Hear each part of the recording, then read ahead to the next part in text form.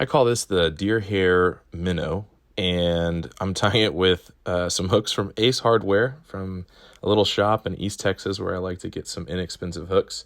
I'm only using a 140 thread, which you could probably go heavier since it's for spinning deer hair. But as long as you baby it, it won't be too bad. Get some white Marabou feathers, and I'm going to measure it out so that it's about the length of the shank of the hook. We're trying to get, this is a popper that's meant to target medium and large bass, so you want the fly to be pretty big, which is also why I'm using such a big hook.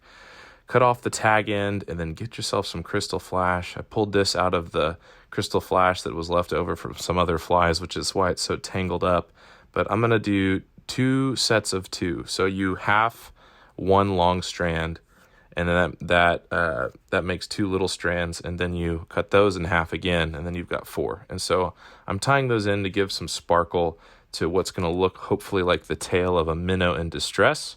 And then you're going to get the deer hair, and you're going to cut off clumps that are about the width, I would say, almost of a pencil, if that makes sense. You're honestly just going to have to tie this fly a bunch of times and make a huge mess.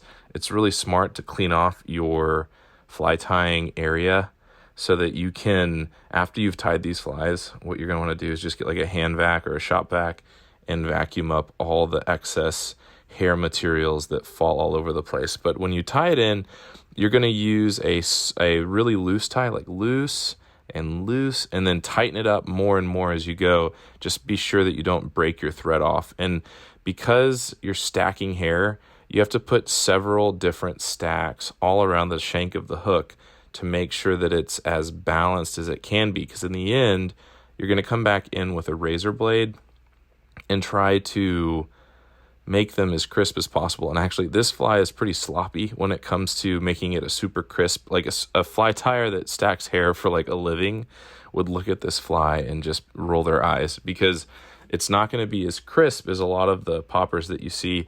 Because on this one, I want it to land really soft, which is why I'm not making it super, super compact. But it's also because I'm not quite as good yet at making these spinning deer hair flies. But this fly will catch some fish. So you're going to repeat this over and over again. And this video is pretty long. So you tie in, I think the way that I like to do it usually, and I'm open to critique here because I'm kind of experimenting with this fly and different variations I tie of it. I would like to tie on both sides of the shank, so on the left side and the right side, and then I'll kind of angle them downward, especially where the point of the hook is going to be, because it's really hard to tie it on directly underneath the point of the hook until you make it past that part on the shank of the hook, if that makes sense. So I'll do one tie-in on the side, another tie-in on the other side, and then 1 or 2 tie-ins on top, and I'll wiggle that material around so that it's fully encompassing the entire hook as best that it can. And so see what I'm doing there? I'm pushing back towards the back of the hook to scrunch in the fly, so that you can compact it and compact it and compact it. And some places will sell these hair compactors, which is like a little tool that has a hole in it that you can push. A lot of guys will also use the cap of a pin on like a Bic pen to help push it in. I'm just using my hands because I don't need to use those things to accomplish what I want. But continue stacking it up, repeat it over and over again.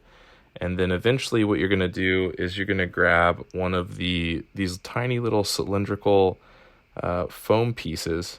And I'm trying to leave enough room on the shank right here for my foam piece. And you're going to see that I've got a couple more tie-ins to do, but I'm doing lighter amounts as I get closer to this. And you'll learn this as you get there. But because if you put too much material on the fly leading up to where you're going to put the foam, then you won't be able to fit the foam. It looks like I might have to put in 1 or 2 more clumps. But every time I finish a clump, what I'm doing is I'm making a knot.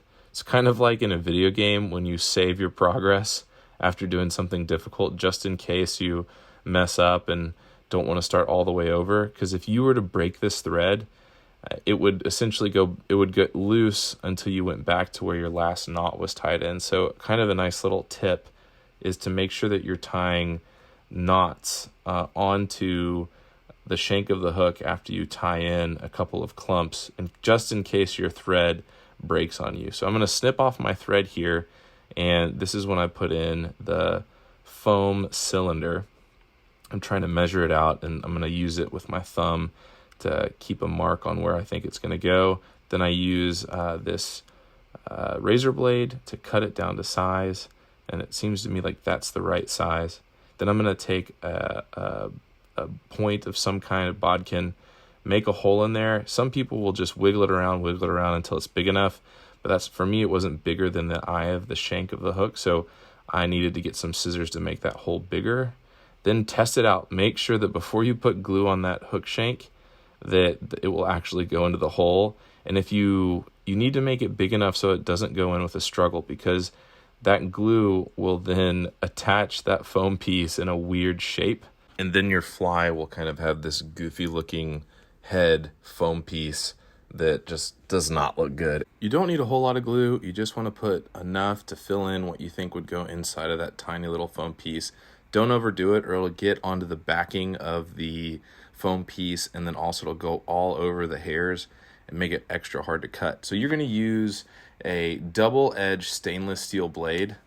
It's the same one that we're going to use to cut the hair with, but you're going to use it to cut into the foam, and it's easier if you tilt the fly towards you so that you can see kind of exactly where to cut.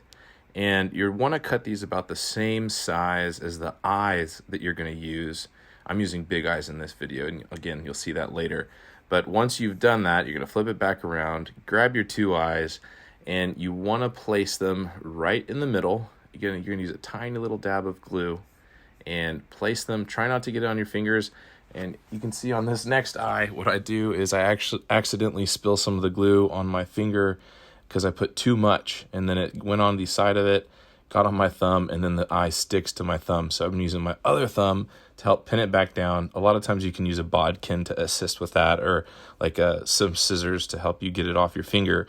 But the thing that sucks about using super glue is that if you do that, it leaves a fingerprint mark on there, and I'll tell you how to fix that later in the video. So you're using this double-edged stainless steel blade to cut back all the hair, and you're going to bend the blade. You actually break them in half and use half of it, and you're going to bend the blade so that it matches the angle of the body shape that you want. I'm doing a little bit extra fat here. A lot of fly tyers are going to make their flies way more crisp and tight, but I want this to be a big, fat, clunky fly that disrupts a lot of water, and I just like the way that it lands.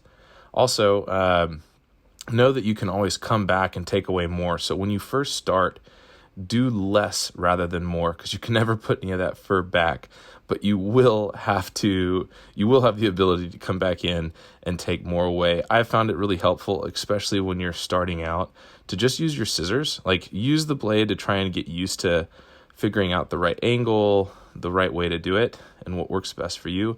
But the scissors are kind of just the easy way to get this done. I feel like people who stack flies professionally, or who are like pros at it, are looking at this video and rolling their eyes, because they don't really use scissors like that. I think they exclusively use their super sharp double-edged blades because they're just so much better for getting that crisp edge.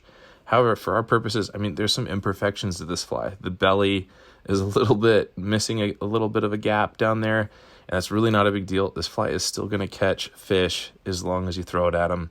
So next we're going to go on with some UV thick, and what you're trying to do here is fully encompass the eye so that it's extra durable, but you also want the shape of that cylinder to be continued, if that makes sense. So you want to try and match the shape with the amount of resin that you put on there. If you put too much, it's okay. You can kind of wipe some off. But again, you're going to want to tie like 5 or 10 of these before you really nail down exactly the way you want to tie it. And the best part about fly tying is that you'll probably come up with an even better way than how I do it if you've done it enough times, and then go make a video about that one. So hit it with the UV resin on both sides, and you can see there's a little bit of a scratch on that eye. Well, you're going to come back in with some UV thin, which is like polish, and that's going to mostly fix that. So that's Underneath, what you can see right now that's the thumbprint I had, and that's gone from being super visible and ugly to barely visible and not really even noticeable. When you put that polish on, I feel like it's almost cheating. It makes very mediocre normal flies look like pro flies. If you stay tuned, you can see me use this actual fly, the same one, to catch a fish on Lady Bird Lake in Austin, Texas. So I'm in Austin, Texas on Lady Bird Lake. It's evening time, my favorite time to fish, and I notice out of the corner of my eye some splashes over to the right, and it's probably a bass chasing minnows. And so I immediately speed up and cast right at it. A bird actually comes and joins me, and right away I get a strike on the very first cast. It's like magic. I had it popping. I knew that's where something big would be hunting.